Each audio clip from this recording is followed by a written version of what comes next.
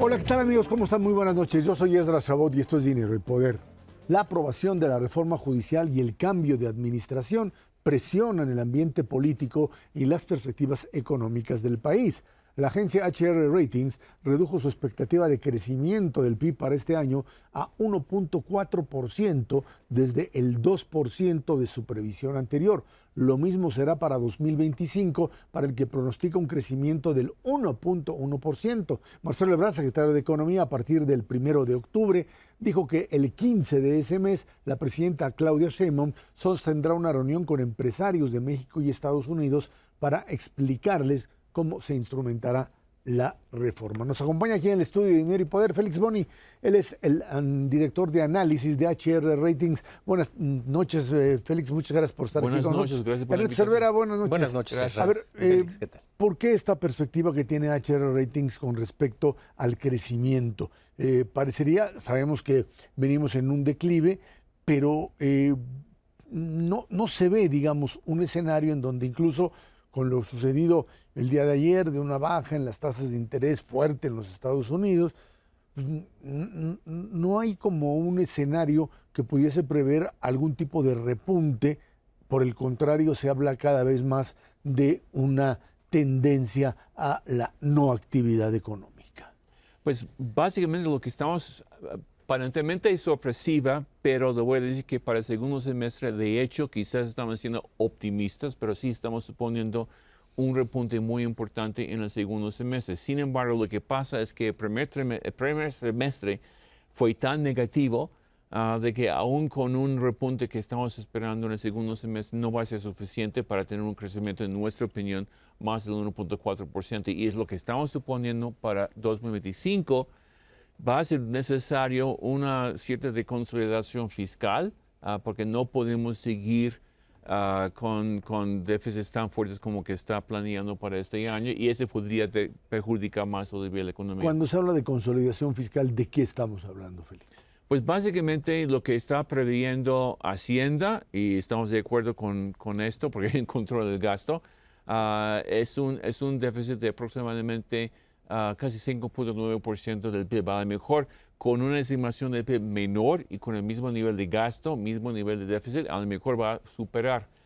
Esos niveles no son sostenibles. Estamos suponiendo que podremos terminar este año con una relación que para las calificadoras es muy importante, de deuda neta a PIB, de aproximadamente arriba del 52%. Y ese es con el supuesto mismo de Hacienda de su déficit.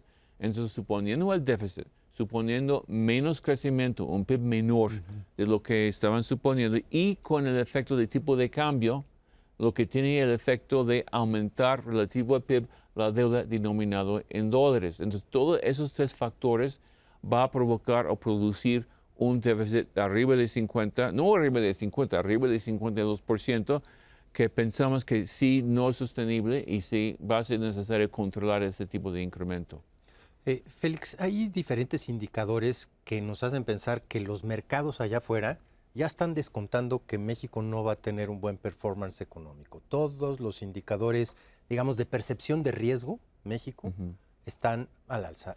La tasa de interés para créditos que pide el gobierno están 50% arriba que se le da a otros países más o menos con el mismo nivel de desarrollo económico, y no es necesario esperarse a una baja en la calificación de México para tomar ese tipo de decisiones. Ya están tomando los mercados ese.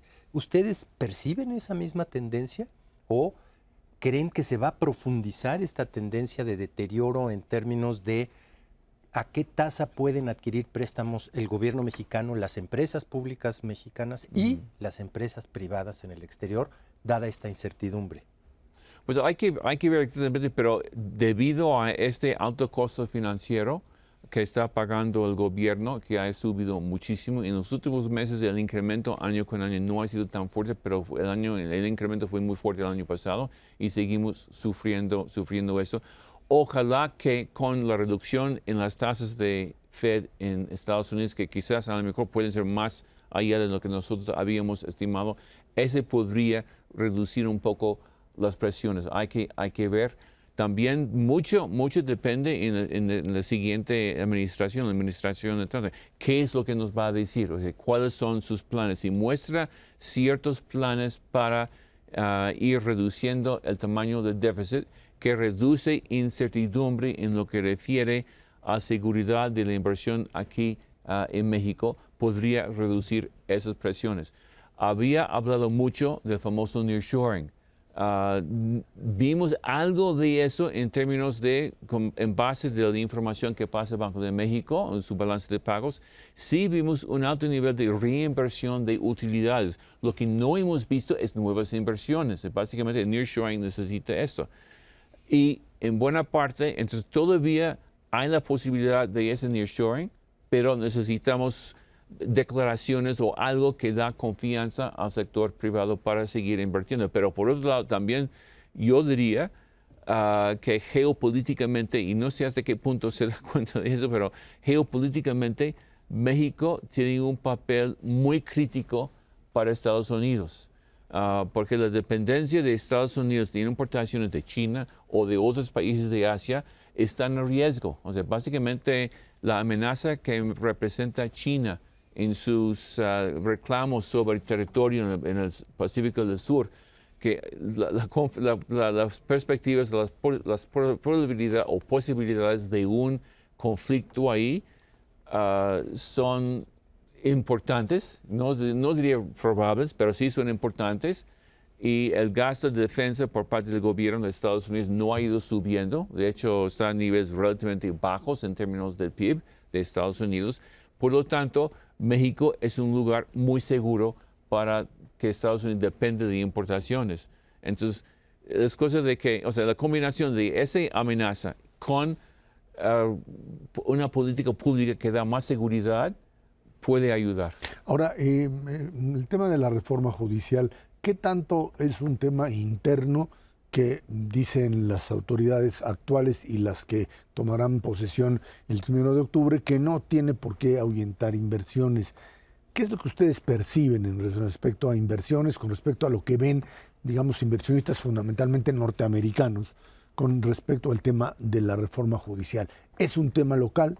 ¿Es un tema que rebasa a las fronteras del país? No creo que es un tema local, pero para decir cuál sería el efecto internacional en la percepción de riesgo de empresarios americanos, norteamericanos, no sé. Entonces, yo creo que lo que sí necesitamos son algunas declaraciones que den más seguridad. Sí es un factor, pero por otro lado, yo diría que en el primer semestre tampoco no vimos mucha nueva inversión. Entonces, y no hubo ese temor de reforma judicial. Y en el primer semestre no hubo mucha nueva inversión.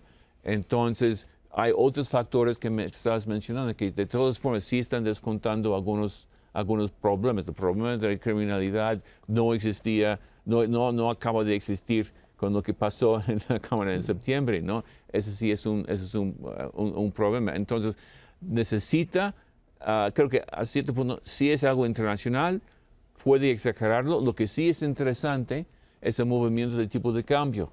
Inmediatamente, desde ganando la mayoría calificada en las elecciones en junio y también con lo que pasó en septiembre, sí vimos, como todos sabemos, un fuerte movimiento en el tipo de cambio. Pero desde que hubo esos recortes tan fuertes por parte de la Fed, de 50 puntos y espera que posiblemente otro 50%, vimos una recuperación muy fuerte del tipo de cambio, de casi 20, ahora yo creo que está como 19, 17. Todavía hay mucha devaluación relativa a donde estábamos, pero sí, aparentemente sí ha sido un poco, está calmando un poco los mercados, basado en la esperanza de una recuperación en Estados Unidos que es una oportunidad muy importante. La cuestión es que hasta qué punto lo podemos aprovechar. Félix, digamos que durante los últimos 30 años hemos generado una expectativa de que es muy difícil sustituir a México como socio comercial de Estados Unidos por todo lo que se ha hecho, por el Tratado de Libre Comercio, por esta parte de seguridad, de trato a la inversión, etcétera. Echarse para atrás en eso, hay una cierta posibilidad de decir, pues no va a estar fácil, no hay quien nos sustituya. Y lo que estamos viendo son países que lo están haciendo muy rápido y muy bien. Todo Centroamérica, muchas islas del Caribe lo están haciendo y lo están haciendo relativamente rápido, inclusive países como Colombia o Perú o Chile, pero también lo estamos viendo con Texas, con un estado que está recibiendo muchísima inversión ya, o sea, no reinversiones de utilidades, nueva inversión que se está yendo. En Texas. En Texas, sí, en la hermana República de Texas. ¿Ustedes cómo ven esa posibilidad de que nos sustituyan rápidamente? Creo que existe una posibilidad, hay que ver más bien los números. Lo que sí sé es que sí, China no sustituyó. China estaba ganando mucha participación desde la entrada de Trump, ya había bajado. México ganó otra vez el primer lugar en términos de las importaciones que recibe los Estados Unidos, pero otros países, la mayoría de Asia, Vietnam, Corea del Sur, sí, también han subido mucho, pero ahí hay el problema geopolítico. Pero Texas no hay problema geopolítico, obviamente, y tampoco no hay problema de los países en el Caribe y Sudamérica. Son horarios. Entonces, sí, o sea, en ese sentido, sí hay una competencia. De todas formas, pensando que con buena inversión en la infraestructura, una mayor confianza en el Estado de Derecho sí nos puede dar una posición privilegiada frente a esos otros países, pero hay que trabajar en eso. Ahora, Félix, el tema de China que has mencionado, hay una enorme preocupación. Está el contexto de la elección en noviembre en Estados Unidos, pero más allá de esto, la idea de que finalmente China se está metiendo al mercado norteamericano vía México, y eso genera también una situación complicada para aquellos que en los Estados Unidos pues están apostando a que el Tratado México-Estados Unidos-Canadá pues finalmente funciona. Estados Unidos dice, están haciendo trampa, están metiendo mercancía china a través de México. Sí, especialmente en coches eléctricos. ¿Sí? Ese ha sido básicamente el Pero en prendas de vestir y en vajillas y en prácticamente todas las manufacturas también, en todo. Yo creo que con relación a eso, yo creo que un elemento es muy importante que por lo tanto estamos un poco más cautelosos en lo que refiere a la caída en la inflación que hemos visto. Cuando uno ve la distribución o los factores que contribuyen a la reducción en la inflación, especialmente en Estados Unidos, en México, en buena parte es una reducción en precios por bienes duraderos. Y esa reducción en bienes duraderos viene de China. De China. Porque básicamente está tratando de resolver sus problemas internos, que tienen mucho por el problema en bienes raíces, básicamente exportando más y exportando a precios subsidiados. Y eso es lo que nos está afectando. Creo que seguramente si fuera a llegar Trump y posiblemente Harris tampoco, no creo que van a permitir que China inunda a Estados Unidos con coches eléctricos baratos. Entonces habría aranceles de una manera importante. Pero ese factor sí es importante, ha afectado la inflación. Quizás da la impresión de que la inflación ha ido bajando de manera muy fuerte por razones domésticas. Vemos en México que la inflación en servicios sigue siendo muy fuerte, y eso sí es un problema. Finalmente, el tema de la calificación, las calificadoras grandototas dicen, pues cuidado con México, ellos lo que están midiendo es, ¿sigue teniendo capacidad de pago o no? Hay un Banco de México con reservas históricas, pero las calificadoras, fundamentalmente Fitch Ratings, es la que tiene a México a un escaloncito de quitar el grado. ¿Qué tan grave es y qué pasaría, Félix, si esto sucede? No, pues si la mayoría de las calificadoras ponen México por debajo de BBB-, básicamente falta de grado de inversión, eso sí sería serio.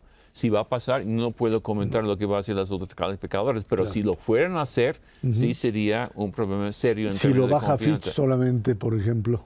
No, yo creo que tendría que ser necesario más de nada más Fitch. Todas. Standard Nosotros and Poor's, todavía ustedes. no está en peligro, por lo menos de nuestra perspectiva, pero en cuanto a qué es lo que vamos a hacer nosotros, no puedo comentar en ese momento. Estamos contando mucho en ver el paquete económico. Para nosotros es lo que va a ser decisivo.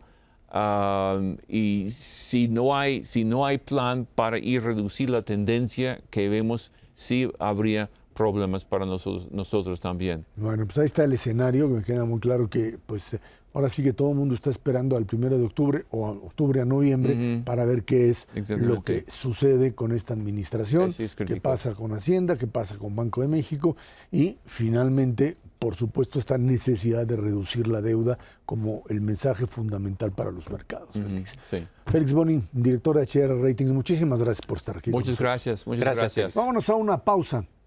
Esto es Dinero y Poder.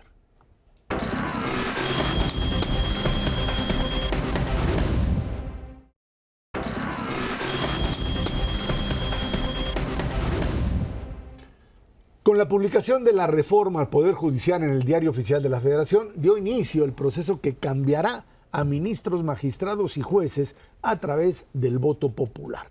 La elección será en junio de 2025. El INE, ahora sí que tiene ahí pues, un problema serio, debe de dar el banderazo al proceso extraordinario y anunciar cómo será organizado. No tienen ni la más mínima idea. Sin embargo, se esperan impugnaciones porque la reforma creó incongruencias dentro de la misma Constitución, como la reelección de cualquier cargo de elección popular. Nos acompaña aquí en el Estudio de Poder alguien que sí sabe, Francisco Burgúa, profesor en Derecho Constitucional. Francisco, muchas gracias por estar aquí con nosotros. A ver, ¿qué es? ¿Ya se aprobó? No sé si existen mecanismos todavía para tratar de impugnarla. Me parece que ya no se dan. Y ahora todos apuestan a que la próxima presidenta Claudia Sheinbaum le meta mano a lo que serían las leyes secundarias, aunque parece que como está redactado, y tú me dirás si estoy en lo correcto o no, pues como que no hay mucha forma de darle la vuelta a lo que implica este proceso, digamos, de control político o de mandar a elecciones generales, algo que pues finalmente tendría que estar en manos de gente que no necesariamente estuviera vinculado con el sector del poder. De antemano, muy agradecido, muy buenas noches, Luis Miguel Herrera, por estar aquí contigo y con tu audiencia. El tema de la reforma constitucional, obviamente, es el tema del momento, pero no solamente del momento, sino de todo lo que viene, porque ya se aprobó, ya se publicó en el Diario Oficial, ya entró en vigor el 16 de septiembre, ya inició el proceso extraordinario para elegir a jueces, magistrados y ministros, cuando menos en el 50% de jueces y magistrados, y ya en el transcurso de esta semana, el INE tiene que convocar una sesión extraordinaria para saber exactamente cómo se va a organizar. Pero hay muchos problemas.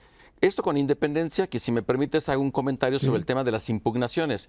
Pero ahorita que estamos hablando con el tema de la instrumentación de esta reforma, hay muchas preguntas porque por una parte se estableció un artículo, el 11º transitorio de este decreto, en donde se establece que todo este decreto de reforma constitucional tiene que aplicarse atendiendo a su literalidad.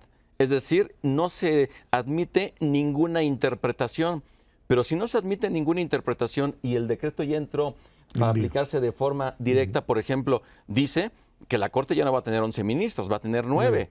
Pero a ver, ¿y en qué momento un artículo transitorio nos dice cómo se van a sacar esos dos? Es decir, si dice que no se puede interpretar de otra forma y debe atenderse a la literalidad, estamos en un gran problema porque tenemos hoy 11 ministros y debiese de haber solamente 9. Claro, si interpretamos, se deberá de entender que una vez que se lleve a cabo el proceso electoral y rindan protesta el 1 de septiembre de 2025 y asuman el cargo el 15 de septiembre, bueno, pero eso es interpretar más allá de la literalidad. Y como eso son muchos problemas, el hecho de que la próxima presidenta de México, Claudia Sheinbaum, tenga la posibilidad de presentar iniciativas con el propósito de que se expida la legislación secundaria que el Congreso tiene 90 días naturales. Yo no creo que el Congreso vaya a expedir, y si expide, va a ser en los términos de este decreto de reforma constitucional, es decir, que no va a arreglar el desastre que se está creando. Y es un desastre en donde va a estar perjudicado, con independencia de, en lo particular, los trabajadores y los jueces, magistrados y ministros, con independencia de ellos, el sistema judicial que funcionaba, que no era perfecto, pero está funcionando. Y esto que se está ocasionando no lo va a solucionar toda la reglamentación. A ver, ¿qué pasaría si la reglamentación no o sea, se presenta, pasa, por supuesto, en las cámaras y la presidenta no lo firma, no lo publica? Bueno, hay que recordar que ya existe el tema de que el veto de bolsillo, que sería ese supuesto, ya no existe. Solamente la persona que tiene, que ocupa la presidencia, que tiene en sus manos un decreto aprobado por el Congreso, tiene 30 días para formular observaciones para vetar. Si no lo hace, dentro de los 10 días siguientes tendrá que ordenar la publicación en el Diario Oficial. Y si no lo hace en 40 días en total, entonces le corresponde al Congreso ordenar la publicación. Ya. Perfecto. Francisco, preocupa muchísimo el papel que vaya a poder jugar el INE. No hay expertos en este tipo de elecciones, ni en México ni en el mundo, porque digo, tratarías de importar a alguien que organice este tipo de elecciones. Pues sí, pero Bolivia es, digo, ¿cuánto? O sea, pero el ejemplo que tenemos. Es el único ejemplo. Es correcto, sería el único país del mundo. Traeremos expertos que organicen este tipo de elecciones, pero la cantidad de gente que se va a escoger es verdaderamente brutal. Yo creo que ni siquiera los partidos tienen capacidad para decir, pues estos son mis candidatos. A lo mejor ni siquiera Morena tiene la capacidad para decir, pues quiero meter a tantos para que puedan sortearse, etcétera, todo lo que dice la ley. Pero más allá de eso, ni siquiera tienen presupuesto para hacerlo. ¿Qué tanto se puede complicar esto para sacar una elección en menos de 7, 8 meses realmente complicada y con qué participación pues podría ser más o menos justificable una elección de esta naturaleza, Francisco? Bueno, por una parte, el tema de los fideicomisos que tiene el Poder Judicial de la Federación, se dice que esos recursos se van a utilizar para organizar las elecciones, pero el INE, ya Guadalupe Tadei, cuando fue a la Cámara de Diputados, les dijo, si ustedes no definen exactamente cómo se va a llevar a cabo en términos de lo que es la propia Constitución, no puedo establecer un presupuesto. Y es algo de lo que ahorita en estos momentos el INE tiene que definir cuánto necesita, y sobre todo que estamos también próximos a que inicie ya la toma de posesión de la presidenta Claudia Sheinbaum y después pueda presentar su proyecto de presupuesto de egresos, en donde tienen que destinar recursos para organizar las elecciones, porque el de los fideicomisos no va a alcanzar. Y esto es parte de los muchos problemas que tiene la instrumentación. ¿Qué tenías que hacer? ¿Qué tendrías que hacer para tomar el dinero de los fideicomisos? ¿Por decreto los eliminas? ¿Así? Ya lo dice uno de los artículos transitorios de esta reforma constitucional, ya se estableció. Entonces, si había impugnaciones desde el momento que se había reformado la ley orgánica del Poder Judicial, que era, de hecho, una de las acciones de inconstitucionalidad que tenía actualmente el Pleno de la Corte, pues ya con esto, ya simplemente se van a disponer. Medios de impugnación, nos quedamos ahí. Todo esto, no hay forma. Es la gran pregunta, y lo que les puedo decir es, el derecho no son matemáticas. Matemáticas 1 más 1 son 2. En el derecho no ocurre eso. Tan es así que nosotros como abogados tenemos opiniones diferentes, pero esas opiniones no solamente son porque yo digo, porque yo tengo libros, porque yo tengo postdoctorados, inmediatamente no, a ver, hay que ver qué es lo que ha dicho la Corte en criterios, en otros asuntos que ha resuelto, en los debates que hubo en la Corte con el amparo de Manuel Camacho allá en 1996. Es decir, hay mucho que de dónde se puede estar yendo a los antecedentes que tiene la Corte, los debates. En términos de lo que es, por ejemplo, nuestra legislación, lo que se dice inmediatamente es el poder constituyente permanente puede hacer lo que quiera, que esa es postura de Ricardo Monreal y de muchos otros más. Pero a ver, el poder constituyente deriva del ejercicio de la soberanía que tenemos cada persona en lo individual, y que en este ejercicio del poder constituyente se crea un órgano constituyente, asamblea constituyente o congreso constituyente para dotar una constitución, como sucedió en 1824, 1857 y 1917. Que el caso del 17 es medio sui generis porque Carranza presentó un proyecto para reformar la del 57, pero son constituyentes, y un constituyente originario puede hacer lo que quiera. El poder revisor o el órgano revisor que se encuentra previsto en el artículo 135, es decir, diputados y senadores al Congreso más los congresos, la mayoría de los congresos locales son los que pueden reformar la Constitución y ellos son un órgano constituido, no es un órgano constituyente. Ya. Por lo tanto, sus actos, claro que pueden ser revisados, empezando por el tema del procedimiento de la forma. Hay muchas cosas cuestionables de todo este proceso que se llevó desde la elaboración del dictamen en la anterior legislatura, se pasa a esta, hubo no declaratoria de publicidad y todos los detalles que tenemos, falta de quórum o cuando no se presumía que no había quórum en la Cámara de Diputados, en la Cámara de Senadores. Hay una discusión con respecto a que si hay deficiencias procesales no es suficiente como para anular una ley. Bueno, es que número uno, se tiene que revisar y ahí son las impugnaciones en cuanto a la forma y en cuanto al fondo, en cuanto al contenido.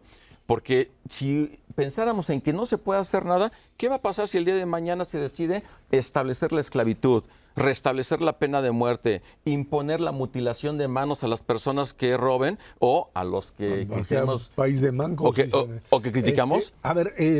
En ese sentido, hay una ahora gran duda con respecto a hasta dónde el poder político puede hacer a un lado esta serie de dictámenes o de leyes o de resoluciones que le afectan, porque pues había un amparo de un juez de distrito o una jueza de distrito. Varios, de hecho. Varios jueces de amparo para parar la publicación de la... y no pasó nada. O sea, parecería ser que todo este aparato legislativo que tendría que trasladarse en hechos reales y concretos ya no tiene la fuerza para hacerlo. Tan es así que esto sigue adelante, ¿no? Bueno, de hecho, en varios momentos del sexenio simplemente no se acató resoluciones de la Corte. ¿Qué pasó, por ejemplo, con la Guardia Nacional? Desde el 1 de enero, la Corte le dijo al Poder Ejecutivo, debes de regresar el mando operativo y administrativo a donde constitucionalmente pertenece hasta hoy, que es finalmente a la Secretaría de Seguridad y Protección Ciudadana. No lo hizo desde el 1 de enero. El tema de que el Senado le dijo, la Corte le dijo al Senado que nombre a los comisionados del INAI. Es decir, no ha habido un acatamiento a resoluciones judiciales. Y en el caso de esas suspensiones que comentas, también las ignoró. ¿Qué pasaría si por temas de impugnaciones vía amparo indirecto, vía acciones de inconstitucionalidad o vías controversias constitucionales, la Corte llegase a declarar la invalidez por la forma o por el fondo, con independencia de los argumentos que se den? En verdad, la presidenta Claudia Sheinbaum, el oficialismo en el Poder Legislativo, le van a acercarse y van a decir, la Corte ya nos declaró la invalidez de esta gran reforma y le vamos a hacer caso. Entonces, ¿a qué nivel nos vamos a encontrar de crisis constitucional en donde hay un desconocimiento total ya de las resoluciones de la Corte? Yo soy aquí el que pregunto, no me... Oye, Francisco, hacía muchísimo tiempo no se veía, digamos, este proceso de enojo en el estudiantado mexicano. Y todas las facultades de Derecho de todas las universidades privadas y públicas, hay verdaderamente un relajo interno. Están muy enojados los abogados, especialmente los que están acabando. ¿Para qué estudié Derecho Constitucional? ¿Para qué estudié la carrera de abogacía si ya no va a haber un marco jurídico? ¿Tú le ves esto para convertirse en un movimiento que permea hacia otras facultades o es nada más de los abogados y punto? Bueno, número uno, yo creo que los estudiantes han dado el ejemplo a sus profesores de salir y manifestarse. Yo veo, en términos generales, que hay un silencio de mis colegas académicos, aunque me vean feo y se enojen, y también de los abogados. Y para mí silencio es complicidad y lo he manifestado públicamente, porque no es posible que se pueda defender esta reforma atendiendo a que se mejore la justicia. De ninguna manera esta reforma es para mejorar la justicia y sí va a ser para debilitar el sistema judicial. Esos estudiantes están convencidos, tengo 2 grupos en la UNAM, en la Facultad de Derecho Constitucional, y ellos están convencidos por ellos mismos de que esta reforma va a ser regresiva y precisamente con esos cuestionamientos. Si querían ser jueces, ahora van a tener que tener ese tinte político para saber cómo pueden llegar, además de tener cartas de recomendación previstos como requisitos constitucionales, el tener 8 de promedio en la carrera, como si el 8 sea el mismo en una universidad de bajo nombre, por no decir uno, o la UNAM, o la Escuela Libre de Derecho, o universidades de prestigio que imparten la carrera. Entonces yo creo que muchos de los abogados que guardan silencio es porque ya se están viendo como candidatos, y esto me parece muy desafortunado, que al final vean por el interés personal antes de estar por la defensa, que inclusive cuando rendimos protesta frente a nuestro jurado en el examen profesional para ser licenciados o abogados, licenciados en Derecho o abogados, simplemente se les olvide, y es lo que hoy tenemos. Oye, y esto de la no observancia de la ley o de lo que te dictan los jueces, ¿vale para la ley anterior o también para la nueva ley que se acaba de promulgar? Porque a lo mejor en eso consiste matizar por la vía de no observar la propia ley que ellos mismos están Pero promulgando. entonces, ¿qué Estado de Derecho tienes? Es que ese es el punto. ¿Tenemos o no tenemos Estado de Derecho? De hecho, se tiene conocimiento de que en los últimos días, dentro de las sesiones privadas que tiene el Pleno de la Corte, se puso precisamente a votación. A ver, ya hoy dice que debemos de ser 9, pero aquí hay 11. ¿Qué hacemos? O sea, nos vamos a la tómbola casi. Digo, O las sillitas, que hagan lo de las sillitas y van quitando. Esa expresión es mía, de la No, tómbola, ya, pero sí fue algo que discutieron. Y de los 11, 3 personas son las que tengo conocimiento, que entre ellas la ministra presidenta Norma Piña, que se iban por aplicar lo que dice la Constitución, es decir, mantener 9. Inclusive Lenia Batres, junto con Norma Piña, ahorita no me acuerdo quién fue el otro el nombre, creo que Gutiérrez Mena, que eran los 3 para que tengamos 9 ministros a partir de hoy. Pero a ver, ¿y cuál va a ser el criterio para, en dado caso, Quitar a los quitar dos. ¿A los quién dos? quitas? O sea, La antigüedad. es decir, hay muchos problemas de la interpretación, y esto ni lo van a reconocer los del oficialismo, y esto es parte de lo que vamos a ir viendo durante los siguientes días Bueno, pues y ahí semanas. ahí está, y creo que es pues ahora sí que bomba de tiempo para la próxima presidenta, cómo desactivarla o convertirla en algo viable. Francisco Burúa, constitucionalista, abogado, muchísimas gracias por estar aquí con nosotros. Al contrario. Vámonos Gracias, a una Francisco. pausa. Esto es Dinero y Poder.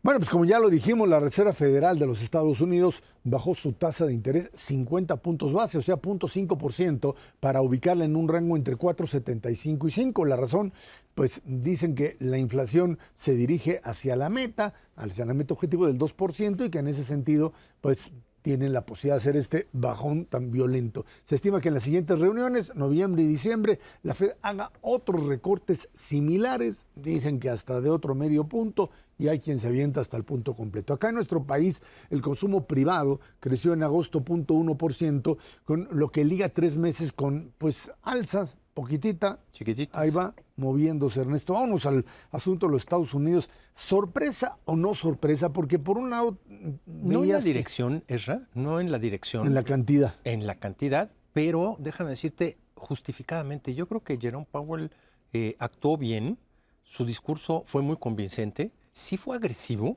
medio punto después de todo lo que se 4 había años. previsto, sí, y dado que la inflación fue increíblemente resistente a la baja durante tanto tiempo, pues parecería fuerte. ¿Cuál era el problema de fondo? Insinuar que esta bajada también tiene que ver con el crecimiento económico. Y esa es la parte más importante que te puedo decir. Sí es justificable porque la inflación en Estados Unidos sí va para abajo y va fuerte en 2.9, servicios. ¿no? Sí, Algo así. 2.9, va tendida a ese objetivo de 2 más menos 1. Ya está en el rango y eso es muy importante. Pero yo creo que el mensaje que no querían dar sí se dio. El mensaje es, ¿están desesperados o no? Porque viene una desaceleración muy fuerte en Estados Unidos y por eso le bajaron tanto.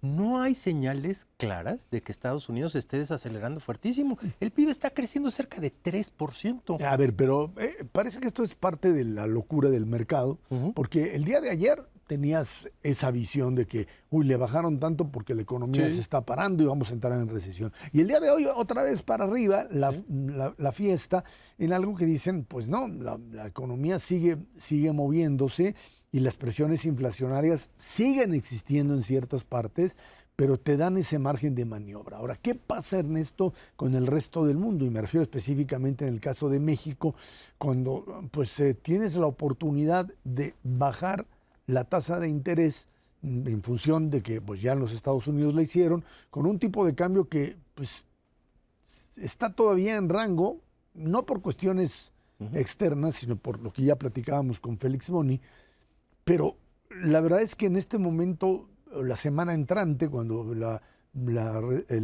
Junta de Gobierno del Banco de México decida si sube, más bien si baja o la deja igual, ¿cuánto es lo que lo va a bajar? La circunstancia en México es diferente porque de entrada el Banco de México no tiene el mandato de crecimiento, solo de controlar la inflación. La inflación no está controlada en México. La verdad sí va a la baja, pero con una resistencia tremenda por dos factores fundamentales. Primero, un problema de oferta agroalimentaria. Sí tenemos problemas serios por 2 años consecutivos de acumulación de sequía en nuestro país.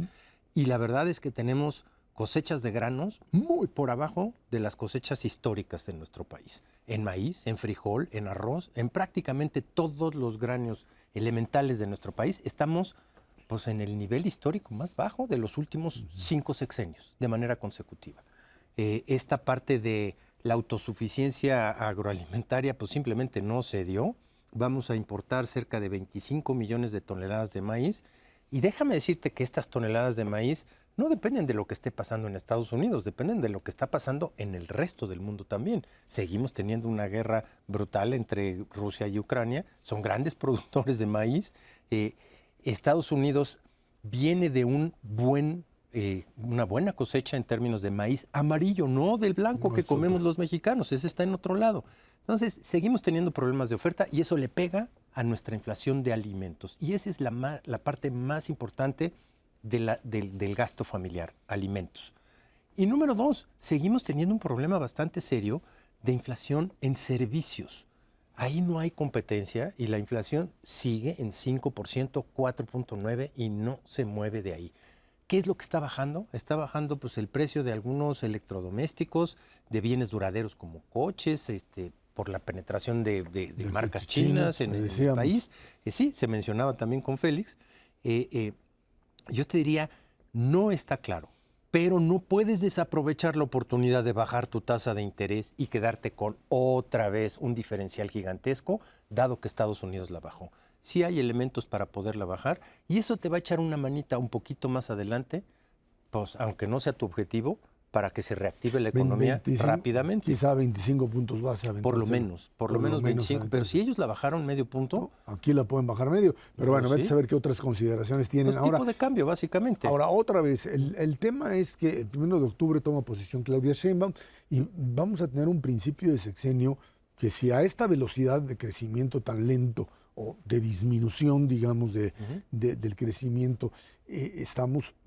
el problema no es solamente que estás creciendo menos, sino que al mismo tiempo vas a recaudar menos y vas a tener menos con qué pagar.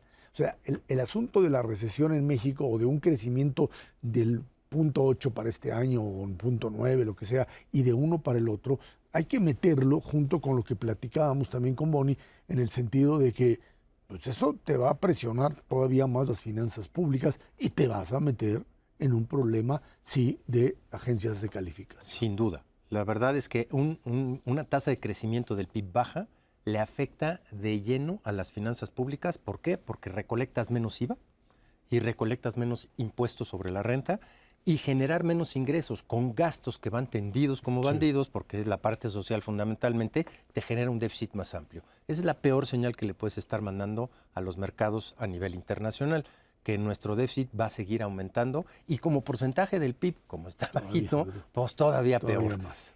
Esa número 1. Pero de alguna manera tienes todavía una dinámica de crecimiento y por eso la nota del consumo era importante. El consumo sigue creciendo, poquito, pero sigue creciendo. ¿Para cuánto te da? Pues te da para un crecimiento del 1% y todo el mundo se cuelga de ese pronóstico, creceremos 1% por el consumo. ¿Cuáles son los otros 2 factores fundamentales que te podrían hacer crecer más? La inversión, que no está claro que se vaya a detonar, privada interna y externa. La inversión extranjera directa no está claro que te vaya a detonar y podría ser un aliciente brutal. Y dos, la inversión pública. Si no tienes lana para la parte, ahí no va a esos dos que serían la sal y la pimienta para lograr una tasa de crecimiento por arriba del 1 y emparejarte con la de Estados Unidos, no están presentes. A ver qué pasa con el tema del presupuesto, que sería la primera, Fundamental la atenderlo. primera bomba a desactivar, y la presencia del secretario de Hacienda si se queda por más tiempo o de plano dice Muy yo ya importante me voy. Bueno, vámonos a una pausa y de regreso hablamos la reforma que tiene que ver fundamentalmente con Guardia Nacional, otro problema más. Esto es Dinero y Poder.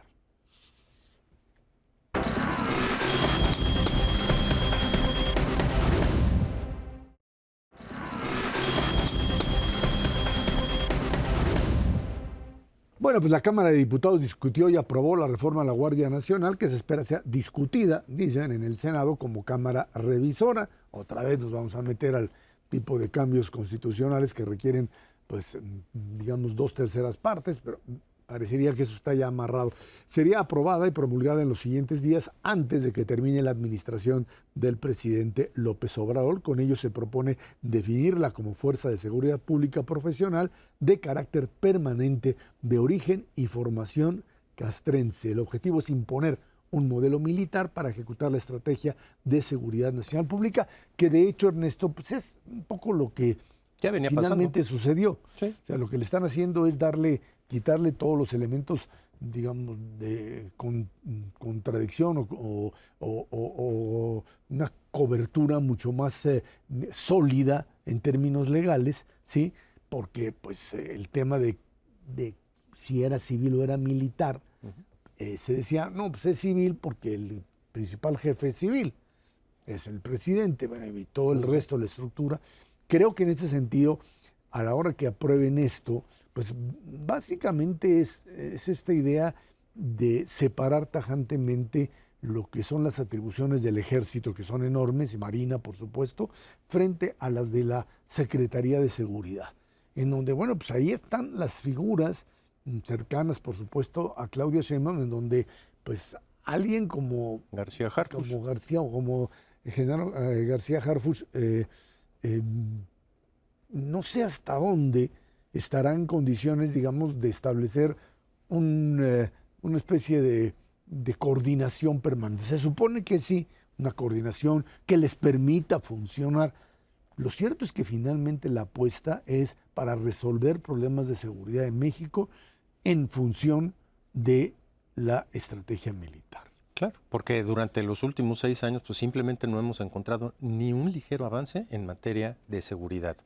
Las cosas siguen explotando, Culiacán está al borde de un colapso generalizado y simplemente no se encuentra todavía las salidas. Lo curioso del caso es que ya prácticamente no hay voces en México, desde México, que digan, pues esto no debe de ser. Los únicos que tienen todavía voz para decir esto tiene un problema muy serio, especialmente vinculado con derechos humanos, es Amnistía Internacional. De fuera nos tienen que venir a decir, aquí hay un problema serio, porque tú la policía la tienes que ver en las 3 fases. 1, cómo la preparas. 2, cómo opera. Y 3, qué justicia siguen. En el momento en que tú separas totalmente a la Guardia Nacional de la parte civil, ya no responde a la justicia como todos nosotros, pues no como la policía normal, responde a la justicia castrense, y eso es un problema serio en términos de derechos humanos. Su formación ya venía siendo, desde hace un buen rato, no como policías, sino como soldados. Ahora, Omar García Harfuch, que le había dicho Omar García Harfuch, es alguien que, por un lado, sí tiene la formación militar, pero Sí. al mismo tiempo hizo un trabajo que se le reconoce dentro de la Ciudad de México y que, por lo Como tanto, policía. como ¿Dónde va a policía. estar su policía? Y creo que ahí podríamos establecer esta especie de capacidad de encontrar con los nuevos, con el secretario de la Defensa, Revilla, etcétera, la forma de que esto no termine convirtiéndose, pues básicamente en un aparato militar que se maneja con otro tipo de lógicas y disciplinas, Ernesto. Y déjame nada más concluir con esto. Y además el hecho que me parece así fundamental de una especie de estrategia diseñada en conjunto por tanto García Harfuch, Revilla y el secretario de la Marina, que te cambie totalmente esta idea de que están ahí los militares y los policías nada más para administrar la violencia.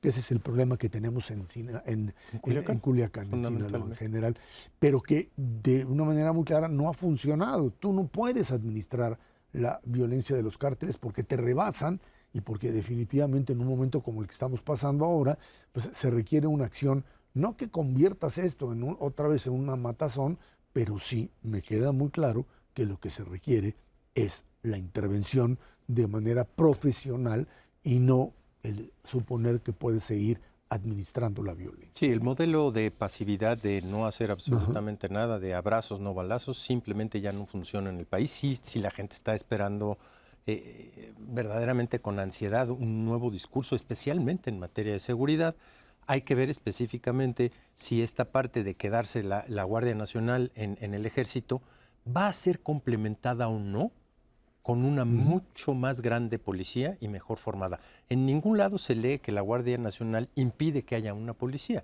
Yo estoy seguro que la policía a cargo de Omar García Harfuch puede crecer muy rápidamente a velocidad de cuántos policías necesitamos en México, pues unos 200,000, y eso se requiere 50,000 por año nuevos, con una formación completamente diferente de la Guardia Nacional, pero que no quisiera yo ver que sean instituciones que choquen, sino que cooperen. Se requiere de las dos instituciones para que efectivamente haya una lucha y un combate al narcotráfico y al crimen organizado, no solamente en Culiacán, en prácticamente todo el país, en todas aquellas regiones en donde simplemente pues ya no haya Estado de Derecho, no haya policía, no haya y que son fundamentales para la operatividad del país, en donde se produce, en donde se vive, en donde se comercia, que es pues los puntos de entrada, que funcionen bien los puertos y las aduanas. Así es. A ver, Ernesto, pero para eso se necesita dinero y mucho dinero. Es correcto. Porque si tú sigues con los actuales presupuestos en seguridad como se han manejado, no creo que ni de esa manera el Ejército convertido en el eje y la Secretaría de Seguridad Pública como un elemento que estaría coadyuvando, que estaría funcionando junto con ellos, no te va a servir.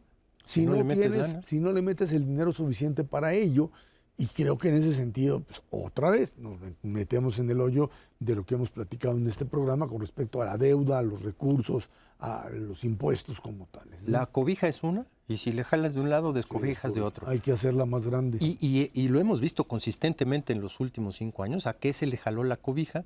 Pues se le jaló la cobija a salud, se le jaló la cobija y se descobijó educación en una muy buena parte. Se cobijó muy fuerte y de manera muy importante todo el gasto social, todas las transferencias directas a las familias de este país, pero no se gastó tampoco en una infraestructura importante de la policía. Esa ni a nivel local ni a nivel federal, al revés. Se le dio un muy buen cobijo al ejército y hay que ver ya ahora sí que si le dan permiso de enfrentar precisamente al crimen organizado y si se da esto en el marco de respeto a derechos humanos que exige la población de nuestro país. Se requiere mucho de muchísimos lados, Ezra, y se requiere un mecanismo específico para evaluar qué es más importante y dónde meter ese dinero adicional. Sabemos que el dinero es poco, pero de todas maneras hay que tener un mecanismo que nos permita definir en dónde vale más la pena invertir hoy por hoy. Yo estoy absolutamente seguro que seguridad y salud hoy por hoy son dos prioridades que deben de atenderse de manera natural. Me parece esto fundamental, Ernesto, porque quizás sea el mecanismo adecuado para comenzar a darle la vuelta a esta percepción que se tiene, percepción o realidad, como le quieran llamar, con respecto a que México no es finalmente el país seguro que se tiene.